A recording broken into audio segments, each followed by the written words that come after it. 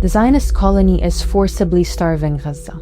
That is a fact, despite their denials. There is no policy of starvation in Gaza, and there is no starvation in Gaza.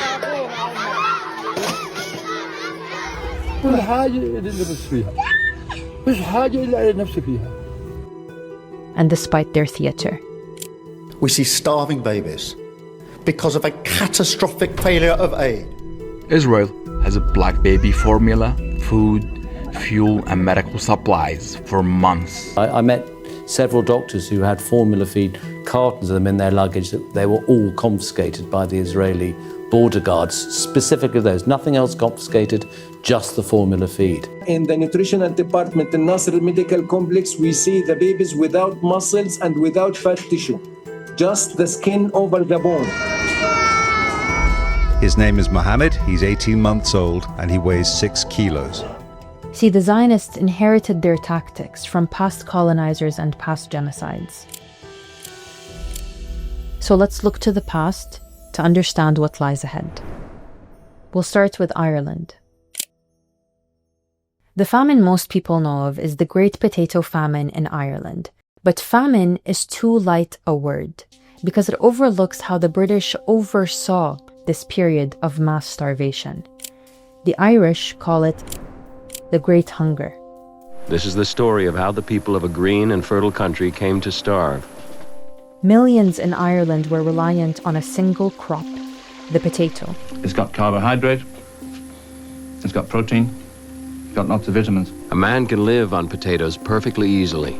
Records say people were consuming between 5 to 6 kilograms of potatoes a day.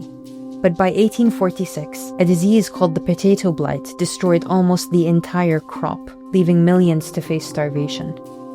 At first, they faced starvation manfully, too proud to accept grudged help. Then they were mad with despair. The British had occupied and colonized Ireland for over 700 years and should have been responsible for delivering relief. She says that if she doesn't receive relief, her family will inevitably starve. So there's no other option, there's no other outcome, that they're going to die unless she's given relief. But they were actually responsible for making the famine as disastrous as it was. Ireland had other crops besides potatoes, wheat, oats, but these were being exported en masse to Britain.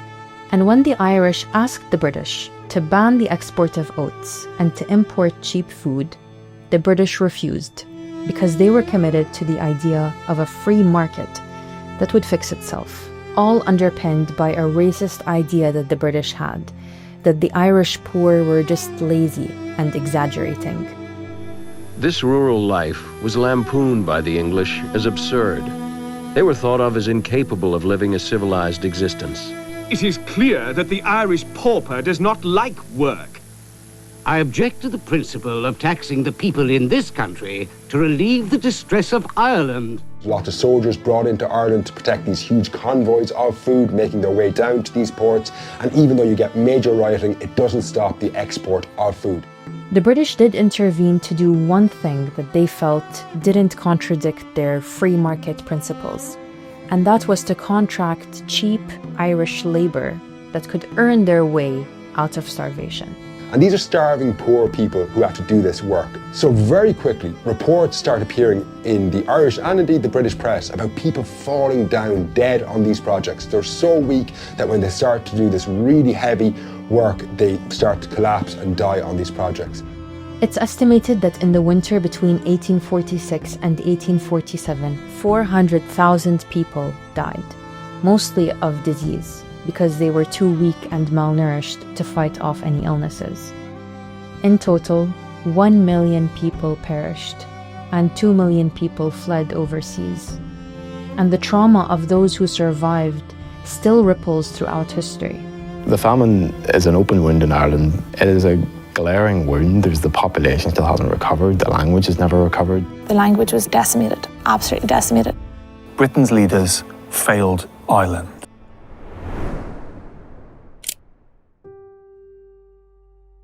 In 1844, European powers sat around a map of Africa and carved it to their liking, distributing colonies amongst themselves. Germany secured what we know today as Namibia, which was inhabited by the indigenous peoples of the Herero, the Nama, the Damara, the San, and the Ovambo. The Germans would force them onto reservations, use them as slave labor, and create a legal system where Europeans and natives faced different laws. The indigenous, of course, resisted, and there were many uprisings. And in 1904, things reached a boiling point. Two black indigenous groups, the Nama and Herero, launched a violent rebellion against settlers. They killed 123 German settlers. The fighting continued, but just as the rebels were close to surrender, a new German commander arrived. German General Lothar von Trotha issued a now infamous extermination order, stating that within German borders, every Herero, with or without a gun, with or without cattle, will be shot. This commander ordered his forces to drive the Herero, men, women, and children, into the desert to starve, and sealed off or poisoned water wells. The sand will come and bury everything. But for some reason, the sand, the dunes, refuse to bury these people. The survivors were sent to concentration camps, like Shark Island, where they were used as forced labor and were experimented on. Prisoners were subjected to many forms of systematic atrocities, like being injected with diseases like smallpox, typhus, and tuberculosis, or poisons like arsenic. My great-grandmother was too old and tired to walk, and she was left behind. They left her under a tree to die. German colonial forces displaced and killed up to 80% of the Herero tribe.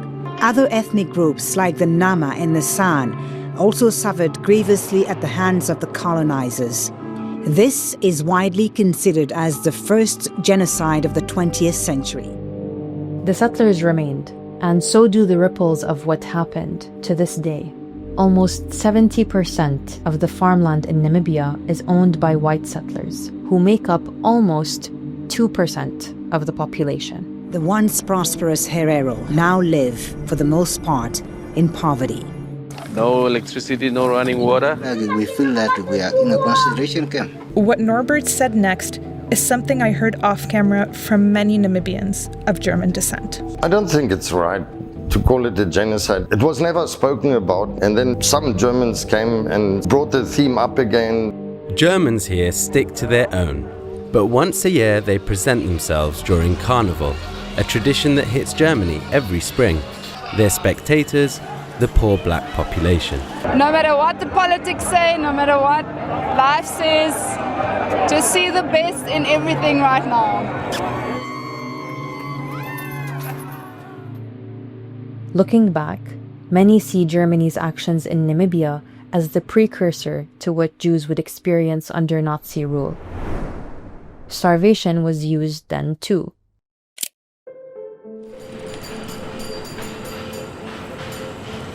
Das Warschauer Ghetto ist ja, als die Deutschen kommen, kein Ghetto, sondern es ist das ärmste jüdische Viertel von Warschau. In Nazi-occupied Poland, Jews were herded into residential districts, or ghettos, where they were encircled by a 3-meter-high wall with barbed wire. Those that tried to escape were shot. One police battalion, quote, openly encouraged shooting at the ghetto wall. The most notorious shooters were not rotated to other duties, but were kept permanently on ghetto guard duty. And then came the enacted policy of starvation. Each ghetto inmate was allowed 180 calories. Das Gespenst des Hungertodes steht uns allen vor Augen. Die Not schreit zum Himmel, nein, sie schreit den Nächsten an. Hans Frank, the Nazi governor of occupied Poland, wrote this in his diary. That we sentence 1.2 million Jews to die of hunger should be noted only marginally.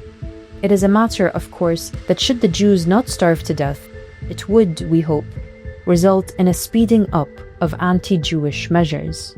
Tote, Tote und noch mehr Tote säumten die Straßen. Und doch war das Ghetto noch überfüllt mit lebenden Menschen. After many had died, the Jews were told that they were going to be deported, and resettled in the east, which actually meant that they were being sent to extermination camps. Starving Jews were offered bread and jam to get them to board trains that would send them to their death. Ein Aufruf der Untergrundzeitung Sturm schrie den Menschen zu: Juden, man täuscht euch. Glaubt nicht, dass ihr zur Arbeit deportiert werdet. Ihr werdet in den Tod geschickt. Leistet Widerstand. Begebt euch nicht auf den Umschlagplatz. Kämpft um euer Leben. The remaining Jews in the ghetto began an underground resistance, building bunkers and smuggling in weapons, coming to a head with the Warsaw Ghetto Uprising. The Nazis would then destroy the ghetto. Many survivors of this ghetto and other ghettos and the camps and the Holocaust would make their way to Palestine, where they and their descendants today would become the oppressors. It is images like these that have sparked outrage over the widespread hunger crisis in Gaza. If it wasn't already clear, the parallels with Gaza are undeniable. But I will spell them out. The Germans herded the indigenous people onto reservations. Most are from families that once owned land on the other side of the fence. 70% of the population in Gaza are refugees, where they used them as cheap labor.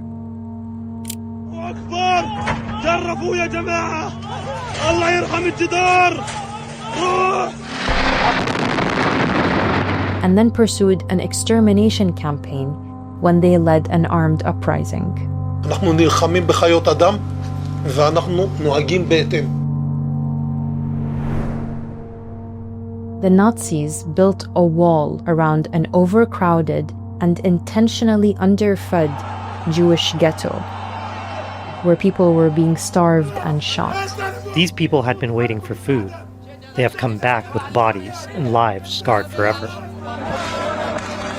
The food runs out before most of the crowd are able to get anything to eat for themselves or their families. He was supposed to return to his family after collecting food. Palestinians, civilians, human beings are dropping to the ground, getting shot.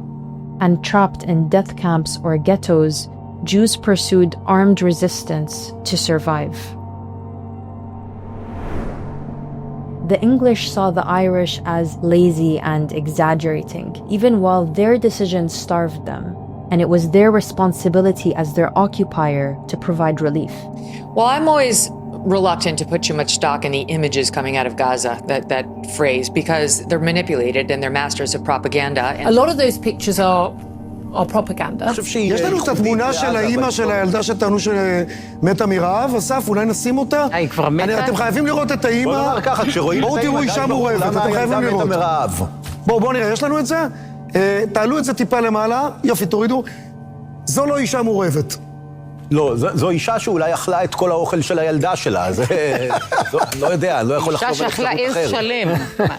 And of course, all three used starvation and denied it while it was happening and for years after. You have this memorial sponsored by the German government, which quite incredibly says that the people who perished under mysterious circumstances. There is no large-scale starvation. And we know that there is no genocide in Gaza. There are no war crimes. On the contrary. But the difference is that this genocide and this starvation is happening right now and has been happening for almost 700 days, live streamed on our phones. Gaza is being starved. يبلغ من العمر 10 سنوات. Now thin and her hair falling out, she stares at photos of herself taken before war robbed her of her childhood. I used to play, run, do everything. The Integrated Food Security Phase Classification, or IPC, warned this week that the worst-case scenario of famine is currently playing out in the Gaza Strip. The cells in your heart become very weak and thinned, and they have poor contractility. Their connections are also impacted so that the heart rate slows quite a bit. And these children often die of heart failure or life-threatening changes in rhythm, even during the period where they're being, and sometimes especially during the periods that they're being fed, refed, Hospitals are damaged or non-functional, and many lack electricity, medicine, fuel, and water to operate. Not to mention that the doctors and nurses that are barely keeping this afloat are also being starved. All while Palestinians are herded onto smaller and smaller slivers of land. Aid is restricted, prices soar, disease spreads, the relentless bombing rages on, and people lining up for meager rations are shot at and killed. Listen, example.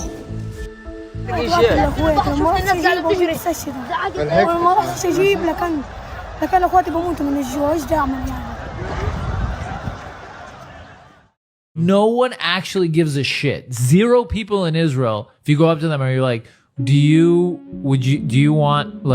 care if this baby in Gaza gets polio? They'll be like, I don't fucking. It's nice to know that you're dancing in a concert while hundreds of thousands of Gazans are, homeless, like sitting in a tent and eating. Makes it even better. Yeah. We don't have the detachment of centuries for this to be emotionally distant, to be reduced to statistics and trauma. This is happening now, aided and abetted by Israel's allies. We are not watching history. We are living it. And future generations will ask, who let Gaza starve? While the whole world watched.